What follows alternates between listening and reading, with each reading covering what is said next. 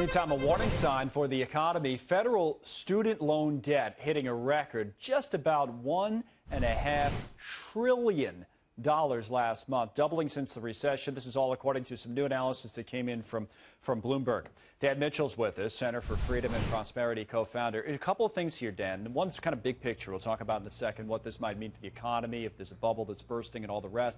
There are also practical implications. For example, there have been stories written about how this might impact the housing market. People have, less money, so they can't buy a home. What do you make of it all?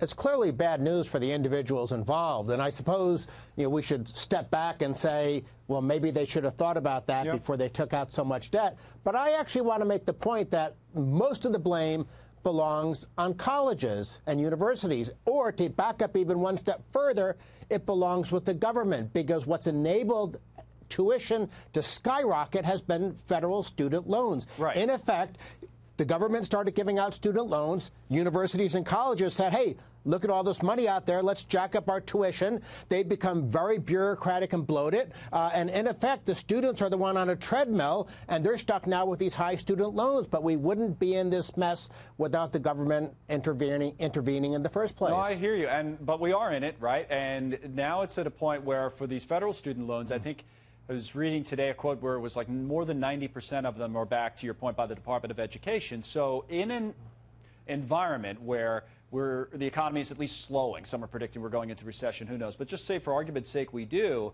then the defaults on these loans, default rate starts to go up. Then what? What happens? It's a mess, and we already have a substantial share of these loans that are in default, or at least behind. I guess that you get technical definitions of what's default or not. But you're right. If we actually have an economic downturn, and you have a lot of these millennials out there who maybe got degrees that weren't that practical to begin with, and then they're in a bad job market because of a national economic downturn, it's going to be a huge mess. And that's very frustrating, obviously, for the students. Not just frustrating, it can be terrible for them, but it's very frustrating for an economist to look at such a predictable mess. In effect, the government has done with student loans what they've done with health care. Third-party payer has destroyed the pricing system. I hate those impractical degrees, especially those taken with student loan debt, like a communications degree from Fordham with student loan debt. Oh, wait. That's someone I know. Just asking for a friend, as they say. On the housing question, what's interesting about that, I saw numbers from Zillow today, right? And they ran the numbers, and it's big because with just on average, a person with no student loans, they said, could buy a house that was well over 300 grand. They had a number 360 grand. But with the loans, someone is buying a house worth 269 grand. So if you work those over the country, and obviously in other areas, it's larger than that, some it's smaller, but that really adds up, and could have do you think that could have a serious impact on the housing market?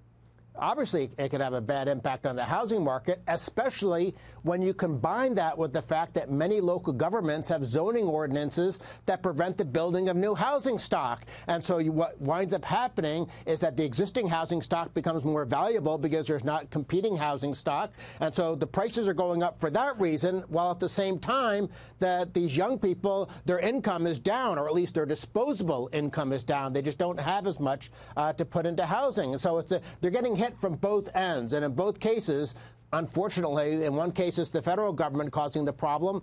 In another cases, local governments causing the problem. Just add it to our growing list of concerns out there. We try to depress you before we wrap up the show. Good to see you, Dan. Thanks for coming on. Thank you.